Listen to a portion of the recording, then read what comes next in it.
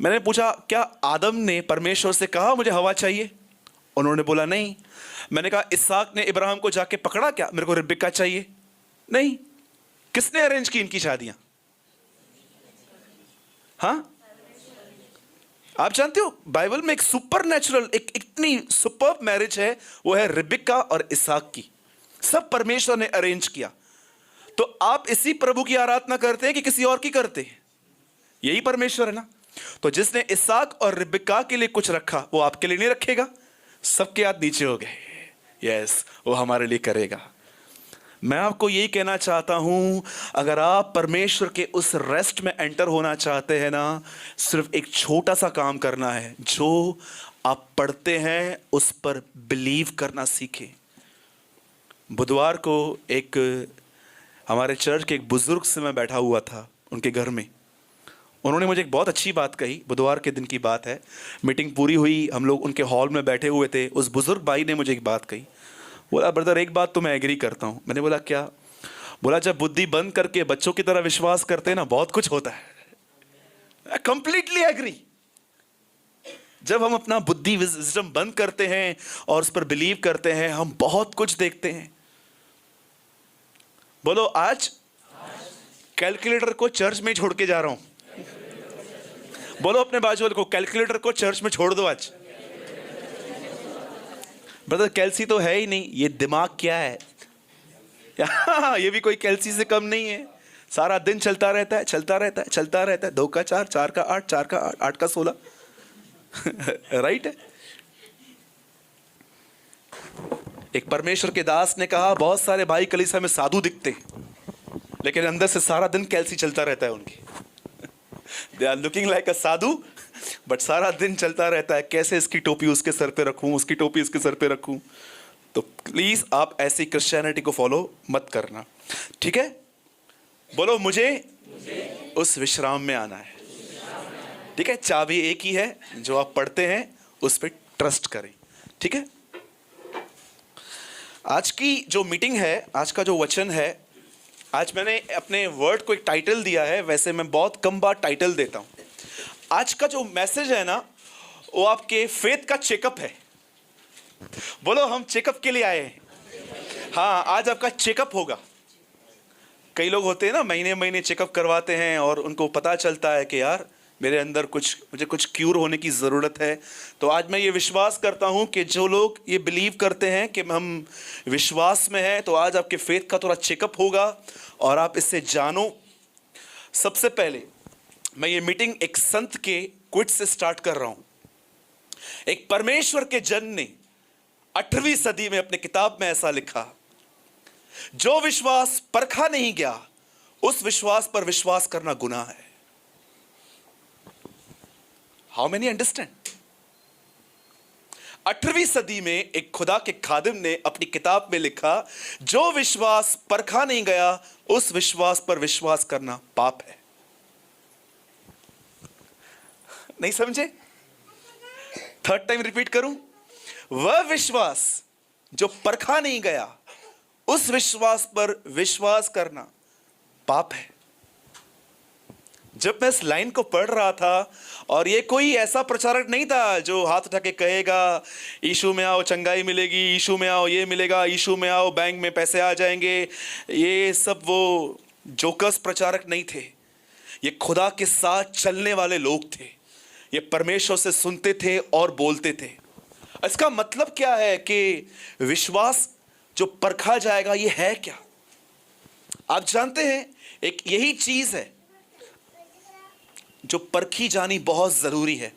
मैं अपना message start करने से पहले एक स्टोरी बताना चाहता हूं जिसका जिक्र यीशु मसीह ने किया, और आप देखो ये क्या हो रहा है, यीशु बोलता क्या है और उसका अंत क्या हो रहा है। लिसन, यीशु अपने चेलों को प्रार्थना करना सिखा रहा था और उसने एक बात कही। एक स्त्री थी जो विधवा थी। बोलिए विधवा। यीशु अपने पैराबल में एक ऐसी स्त्री को नहीं लाया जिसके साथ पति था, लेकिन उसने अपने दृष्टांत में एक बात कही कि एक स्त्री थी जो विडो थी और उसके लाइफ में कोई प्रॉब्लम आई, और वो अच्छे से जानती थी ये प्रॉब्लम को वो अपनी शक्ति से सॉल्व नहीं कर सकती। सब यहीं पर है?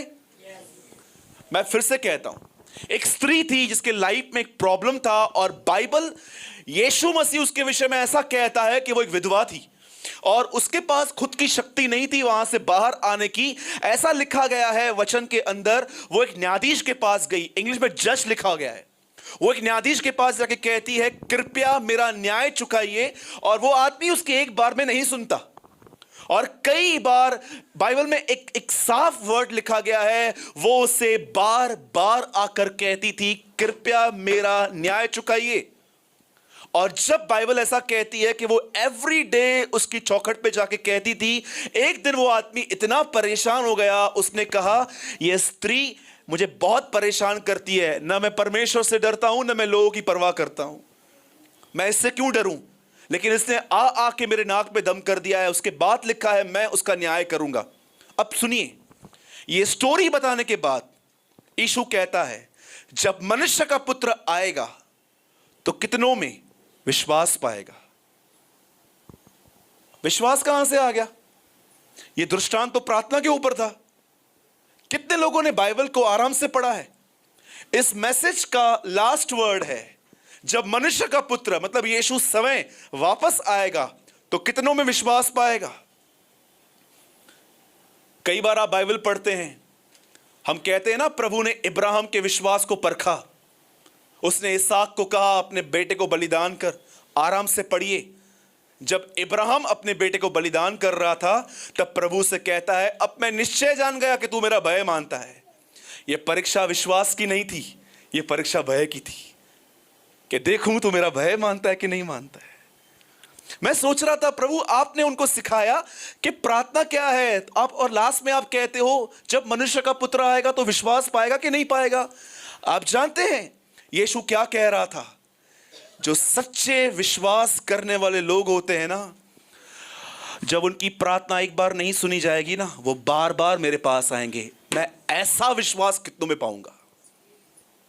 जीसस प्रीच कि कौन से वो लोग होंगे जो एक बार प्रार्थना करेंगे मुझसे और उसके बाद जब वो देखेंगे आंसर नहीं आया है, वो दोबारा आएंगे। ट्वाइस, थ्राइस, 4 बार, 5 बार वो उसके पास आते रहेंगे। यीशु ने कहा, खटखटाओ तो तुम्हारे लिए खोला जाएगा। वो उसके पास जाते रहेंगे, मुझे परिवार से बचा, मुझे पाप से छुड़ा, मुझे पवित्र आत्मा से भर, मेरे परिवार के प्रभु तू पूरा पूरा उद्धार कर। जब तक वो रिजल्ट नहीं देखेंगे वो उसके पास जाते रहेंगे। ये सब बताने के बाद वो कहता है, कितनों में ऐसा विश्वास है? How amazed. स्टार्ट कहां हुआ था, खत्म कहां होता है? वो सिखाता है प्रार्थना ऐसे करो। लास्ट में वो कहता है, और मैं आपको यीशु मसीह के नाम से कहता हूं, अगर आपकी प्रार्थना रुक चुकी है, मैं आपको सच कहता हूं, आपको समय आ चुका है, खुदा को पुकारो, उससे कहो, प्रभु मैं शैतान के हाथों में क्या आऊंगा, मैं ऑलरेडी शैतान के हाथों में आ चुका हूं, मुझे छुड़ा यहां से, मेरी प्रेयर लाइफ को हील कर। लोग सिर्फ यही कहते हैं, सर के दर्द को हील कर, हाथ के पांव को हील कर, ये कर वो कर। आप में से कितने लोग ये प्रेयर करते हैं, Lord heal my prayer life, मुझे छू। जकरिया कहता है अंतिम समयों में वो लोगों पर पवित्र आत्मा उड़ेलेगा ताकि लोग प्रार्थना कर सके। आप में से कितने लोग ये बात जानते हैं पवित्र आत्मा क्यों आया? जानते हैं मैं अपनी आत्मा में आज क्या देख रहा हूं? आप में से बहुतों की प्रेयर लाइफ डाउन हो चुकी है, और आप में से बहुत सारे जो प्रेयर करते भी है ना, आपकी प्रेयर सिर्फ और सिर्फ दिमाग से है। आपने अपने आप को खुदा के सामने उंडेलना बंद कर दिया है। आप जानते हो 2 प्रेयर्स होती हैं, एक होती है रिलीजियस प्रेयर, एक होती है स्पिरिचुअल प्रेयर। एक प्रार्थना ऐसी होती है जिसमें यीशु ने कहा, बक बक पिता मैं दुआ करता हूं यीशु मसीह के नाम में, रट्टी हुई प्रार्थनाएं होती हैं। लेकिन एक ऐसे होते हैं जो अपने आप को खुदा के सामने उंडेल देते हैं, उसके सामने ऐसे जाते हैं जैसे वो जानते हैं कि वो बाप से बात कर रहे हैं। मैं आपसे पूछना चाहता हूं, आप रिलीजियस हैं कि स्पिरिचुअल हैं? मैं आज आपको लास्ट के ये 10 मिनट आपको एक ऐसी स्त्री के बारे में आपको बताऊंगा जिसका जिक्र पवित्र शास्त्र में आया, और आप देखो उस बहन के अंदर क्या फेथ है। याद रखिए, यीशु मसीह ने प्रार्थना करना सिखाया, लेकिन लास्ट में ये कहा, मैं कितनों के अंदर विश्वास पाऊंगा। लिसन, एक गॉडली मैन की साइन जानते हैं क्या होती है? आपको कैसे पता चलता है कि ये सच में प्रभु का दास है? याद रखना, एक सच्चे परमेश्वर के दास का एक साइन होता है। फर्स्ट, वो कभी नहीं लड़ेगा, नेवर। न वो किसी से मुंह से लड़ेगा, न कभी किसी से हाथों से लड़ेगा, न वो अपने एफर्ट से लड़ेगा। वो सबसे पहले प्रार्थना करेगा। जब दानियल को पता चला कि उसके नाम पे हस्ताक्षर हुए हैं कि उसे सिंहों की मान में डाल दिया जाए, वो राजा के सामने नहीं गया, यार तेरा इतना मेरे साथ अच्छा रिलेशनशिप है, तू मुझे क्यों मार रहा है। लिखा है वो पहले माले पे गया और उस खिड़कियों के सामने खड़ा हुआ जो यरूशलेम की ओर खुलती थी, और वो वहां पर प्रार्थना करने लगा। The sign of the godly man is he always pray. वो दुआ करते हैं। आज बहुत सारे लोगों को बपतिस्मा के बाद हम प्रभु बोझ लेते हैं ना, अरे आप अच्छा हुआ अभी पैदा हुए। अगर आप 16वीं सदी में रहते हैं, कुछ कलीसियाओं में बपतिस्मा लेने के बाद प्रभु बोझ जानते हैं कैसे मिलता था? 2 कमरे होते थे, एक बहन को भेजा जाता था वहां पर, यहाँ पर एक भाई को। लाइन लाइन से एक एक बहन अंदर जाती थी, सबके घुटने चेक होते थे, और जिसके घुटने काले होते थे उनको प्रभु बोझ मिलता था। जिनके घुटने काले नहीं है उनको बोलते थे तू जा उधर बैठ चुपचाप से। उन दिनों में प्रार्थना करने वालों को मैं आपसे एक बात पूछता हूं, एक सवाल अब अपने आप से पूछिए, how is your prayer life? आपका प्रार्थना का जीवन कैसा है? समझो कभी आप ये देख रहे हो, आपको डिस्करेज होने की कोई जरूरत नहीं है। अगर आप ये देख रहे हो कि आपकी प्रार्थना लगभग रिलीजियस हो चुकी है या आपकी प्रार्थना बिल्कुल खत्म सी हो चुकी है, क्या आप परमेश्वर को पुकारते हो कि प्रभु मेरी प्रेयर लाइफ को ठीक कर, मुझे वापस वो आग दे प्रार्थना करने की, कि जहां कहीं आप उन दिनों को याद करो। लेकिन आज बहुतों के लिए परमेश्वर से प्रेम करना एक बर्डन क्यों बन चुका है? जानते क्यों?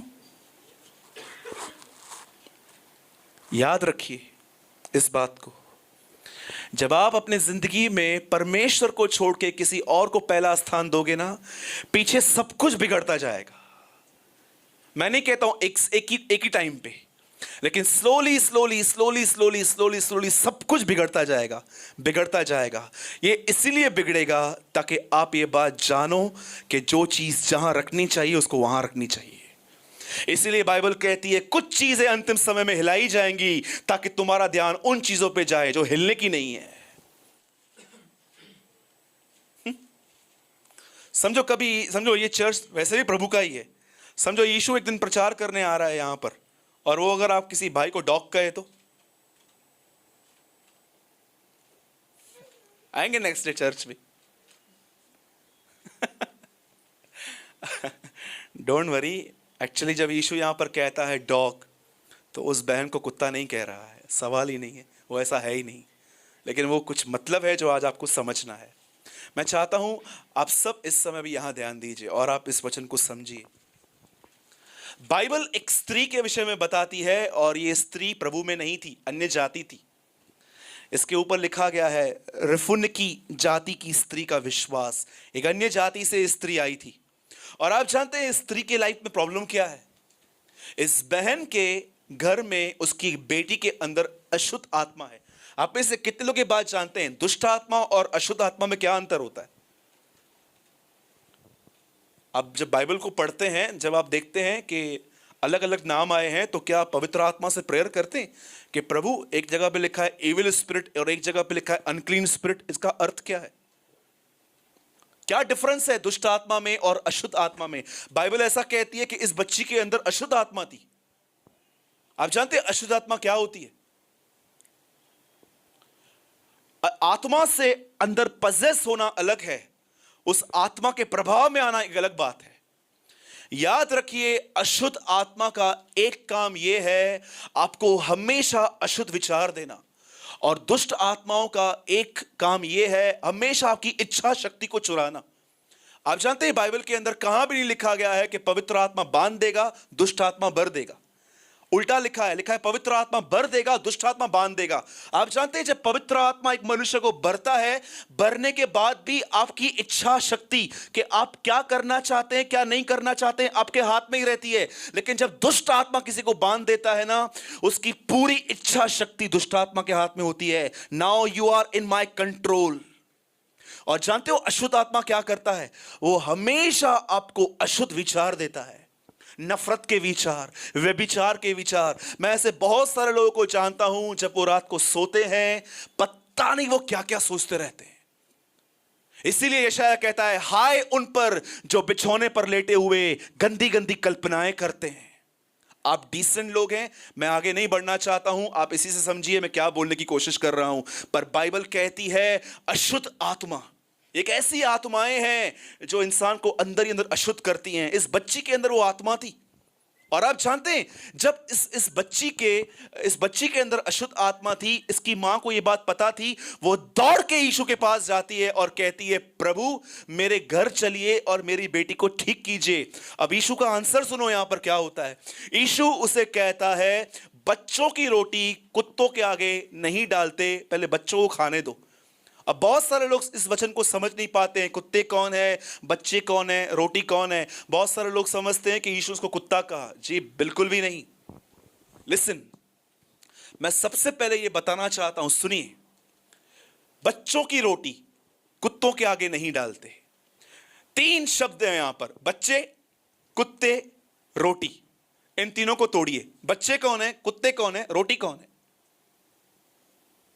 इतना तो तय है कि यीशु जीवन की रोटी है, राइट है, एग्री? बच्चे, आप जानते हैं यीशु किन्हें बच्चे कह रहा है, किन्हें कुत्ते कह रहा है?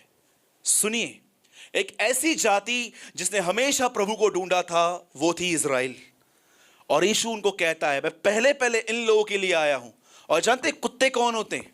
कौन है कुत्ते? आप में से कितने लोगों ने प्रकाशित वाक्य में पढ़ा है? जादू टोना करने वाले, व्यभिचारी, मूर्ति पूजक, झूठ के गढ़ने वाले, और वहां लिखा है कुत्ते कभी परमेश्वर के राज्य में नहीं आएंगे। अब मुझे बताइए वहां पर कुत्तों का अर्थ क्या है?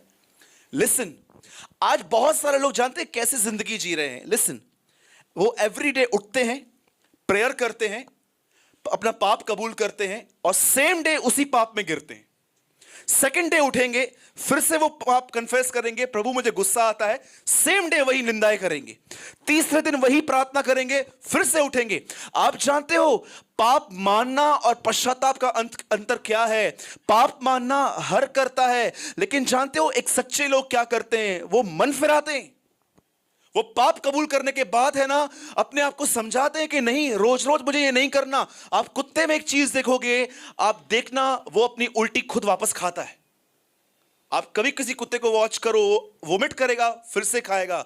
आप जानते हो यीशु क्या कह रहा था? कुत्ते मतलब वो लोग जो अपने गुनाहों को मान तो लेते हैं, लेकिन वो कभी उसमें से बाहर आने के लिए परमेश्वर के पास नहीं आते।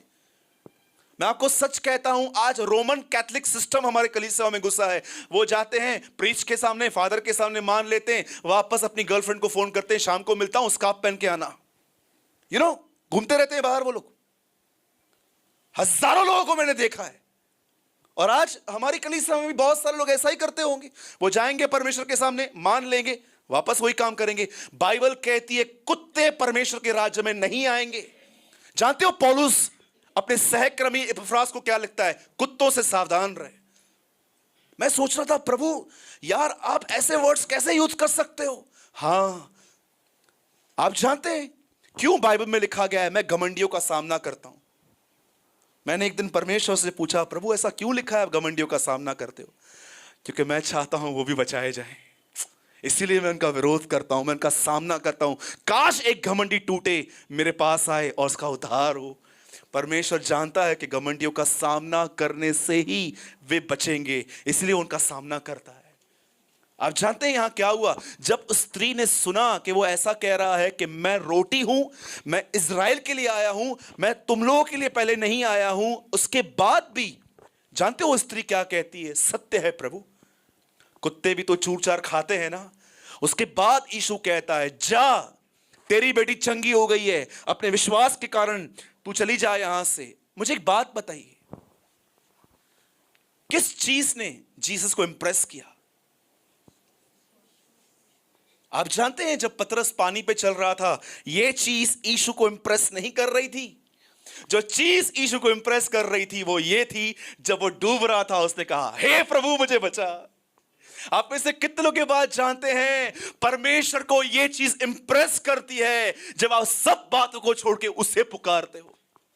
अरे पुकारना सिर्फ ये नहीं होता है कि प्रभु मुझे बचा, एक ऐसी जगह पे आप आके पहुंचते हो जहां पर आपके प्राण खुदा को पुकारते हैं, प्रभु मुझे यहां से निकाल, मुझ पर यहां से दया कर। ऐसा लिखा है कि जब इज़राइल के लोगों ने यहोवा को दुहाई दी, तब यहोवा ने मूसा से कहा जा उन्हें निकाल।